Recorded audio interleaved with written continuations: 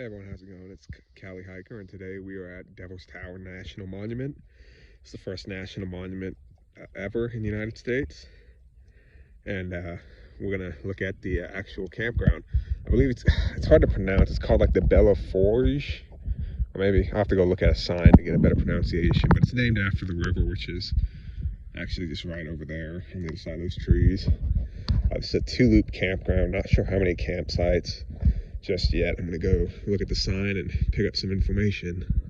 I do know though that it's 20 bucks a night, and this year 2021 it's opening on May 15th. Last year 2020 it was closed completely due to the pandemic. Oh look, actually the river's right here too, but you can see it's on a different piece of property. Federal government doesn't own that part of the river, so not gonna be able to hop over there or anything. But let's take a look at the campground information board. Okay, so I guess you pronounce it as the Belle Forge River Campground, and it's first come, first serve, May through October, depending on the weather. No hookups. No, you're not allowed to hook up even if apparently there are electrical hookups probably in the bathroom, which you're not allowed to hook up to those. And of course, feeding wildlife is against the law. You know, there's quiet hours, 10 p.m. to 6 a.m. Vehicles must be parked in designated parking areas. Pets must be on a 6-foot leash, no longer. No pets on trails. Of course, you can't gather firewood in the park. And I guess you're not even allowed to connect swings, hammocks, or slack lines to any of the trees. And of course, no drones. And let's see. It does appear that the water here is drinkable. There are trash cans. Generators can be used from 8 a.m. to 8 p.m. You got to pick up after your pets, obviously. And you can see individual sites are 20 bucks a night. Group sites are 30 bucks a night, and those include B9, B10, and B12. There are 2 loops in this campground, A loop and B loop. And if you have one of those passes that they show right there, you get in for individual campsite for 10 bucks. But let's go look around some more and see what we can find. Before I leave this little signpost, is that you can see payment is accepted right here. But let's go look over here at this bathroom building. It looks like there's 2 bathroom buildings in this campground, and they both appear to be flush bathrooms, which is always nice. Some campgrounds, depending on how remote they are, only offer pit toilets with no water. But having water is definitely a good thing in a campground. Also, you know, the price of 20 bucks actually isn't that bad. You know, a lot of national parks nowadays, you know, the price has gone over 20. You're looking at closer to 30, depending on the amenities that they give you. So 10 bucks really ain't, I mean, 20 bucks really ain't bad. 10 bucks if you're a senior, it's definitely not bad. I don't think this is open yet, so I'm not gonna be able to get in here, but this is the sink that you can wash your dishes at. As you can see, it looks really nice, you know, compared to some of the others I've seen. So if that's not open, it means that bathroom's definitely not gonna be open to take a look at. Just wanted to let you guys know we are allowed in here. So we are able to walk in, we're just not able to drive in right now because the gate is closed. But you can see there's another information board right here. And it just looks like it's a repeat of all the regulations and whatnot. And some information. But let's just take a look at I guess one of the basic campsites. I'm not sure how many campsites are in here. If I get that information, I'll definitely probably put it in as a little note at about this point of the video. But you can see the campsites, it looks like, from everything I can see, they're pretty basic. You get your fire pit, and you get your, actually it's the camp host site now that I see it.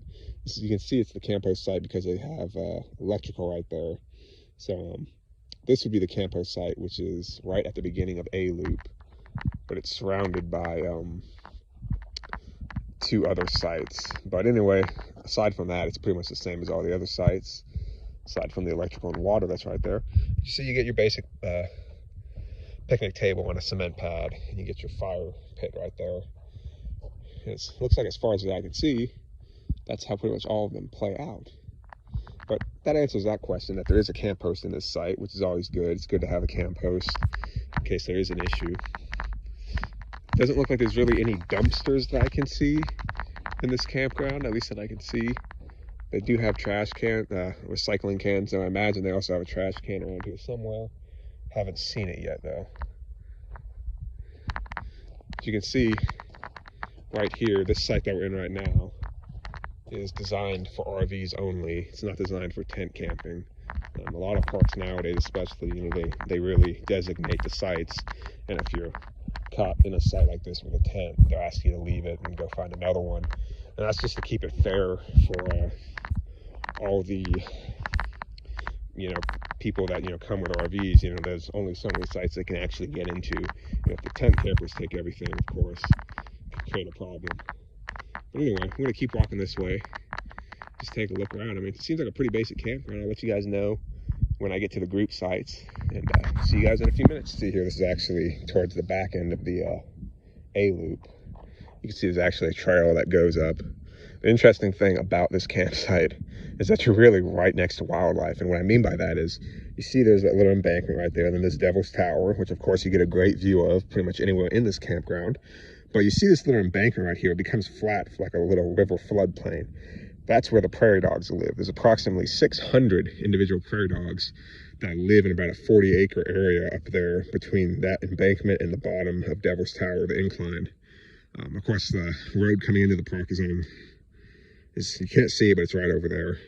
But if you ever want to see prairie dogs, I mean, now is the perfect time. I mean, if you really like wildlife and you want to look at them and study them, you could sit up here for hours and just stare at them. I mean, they're pretty much every day, except when it's extremely cold, they're out there, you know, looking around.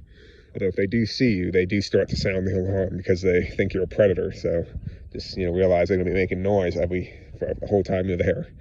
But it is nice that, you know, the campground's right next to the prairie dog, I guess, housing area. I don't know what to call it. But you can see right over here, though, you have the Belle Forge River. And it's right there. It's not a very big river, I mean. You can see it, you don't have access to it from the campground. They've got it gated off. But it is right there, so it is a very nice, shallow little river. And you can see you get just great views of everything. You can see there's Devil's Tower right here. And then for those of you wondering, that red building way over there, which is literally right outside of the park entrance, that is the KOA campground, privately owned, of course. I don't think they're open this early in the season. You know, it's about April 25th, I think. It is the 24th. But that's the KOA. So it's really the KOA. If you can't get a campsite here, you happen to get one right there. I mean, you're going to be right outside the park anyway. It's not a bad place to be either. Not showing their pricing, but I doubt they're going to be as cheap as the government campground. You see there's another building, where is it? Right about there. Right about there. You might be able to see it. And that building is just like a trading post / souvenir shop / what do you call it? Convenience store, basically.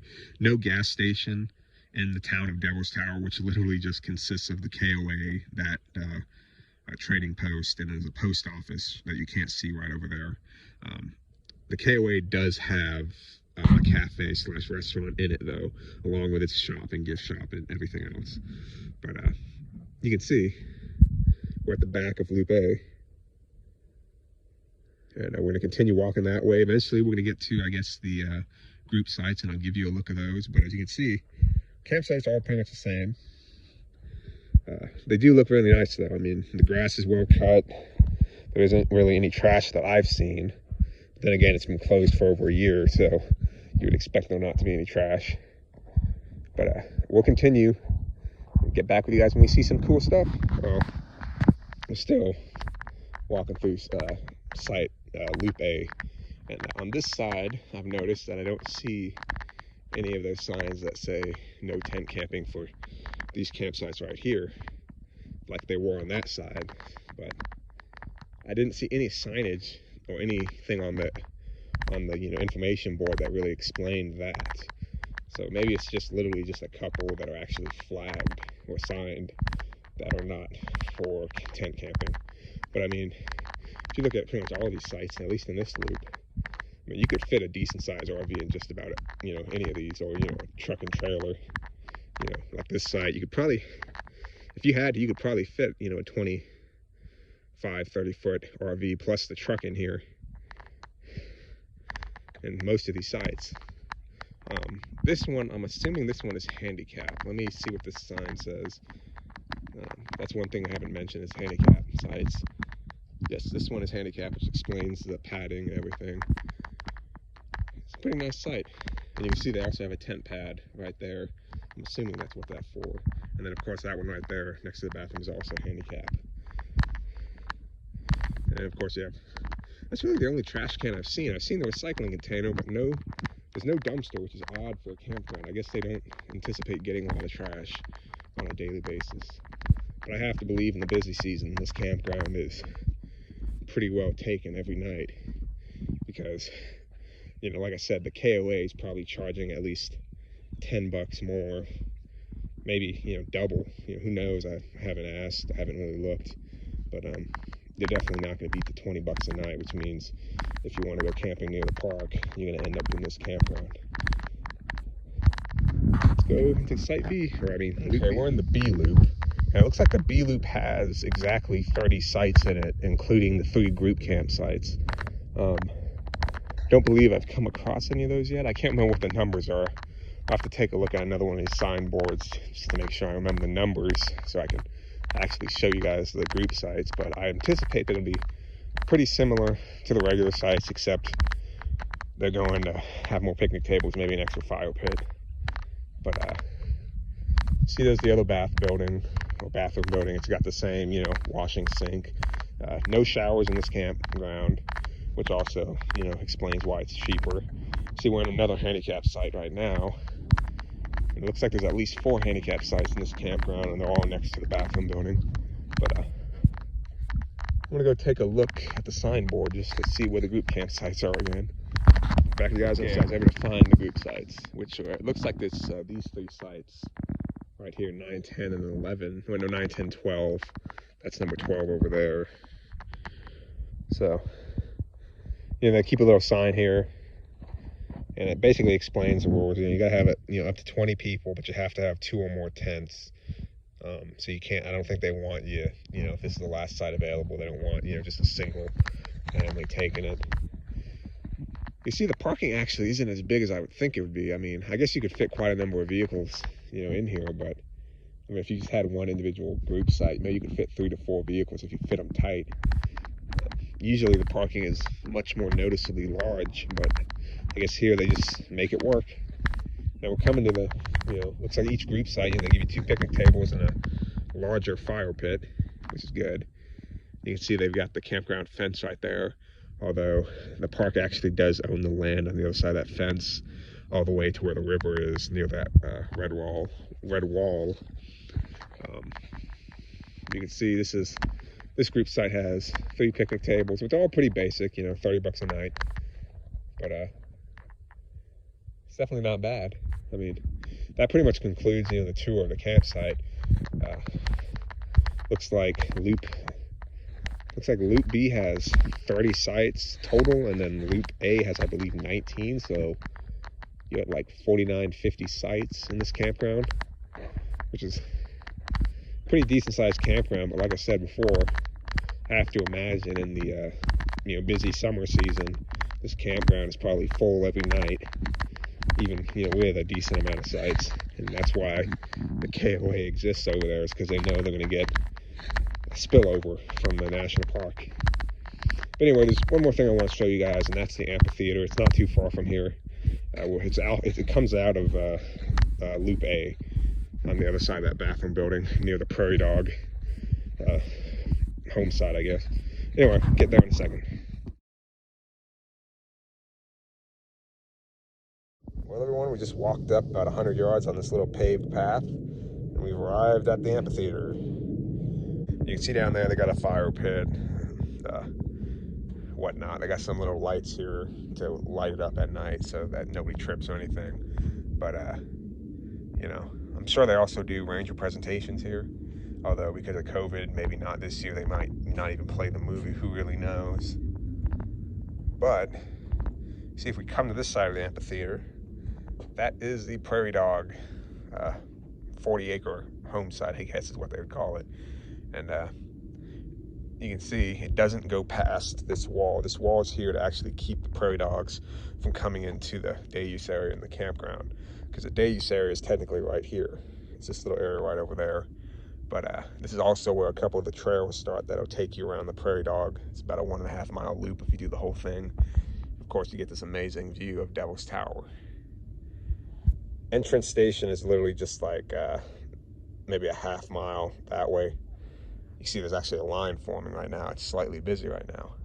But also important is you've got the web cameras. The one that's kind of pointing up is the one for Devil's Tower, and the one that's pointed sideways right there is for the prairie dog field. You can look that up 24 hours a day to watch the prairie dogs or to look at Devil's Tower. But anyway, I was able to figure out exactly how many sites were in this campground, and it's about 46, including the camp post site. So it's a little bit smaller than I originally thought, but hey, it's 46 campsites. I'm sure they get booked up every night during the busy season. But anyway, hope you guys enjoyed this video, and see you guys on the next campground review or gear review. Have a good day, everyone.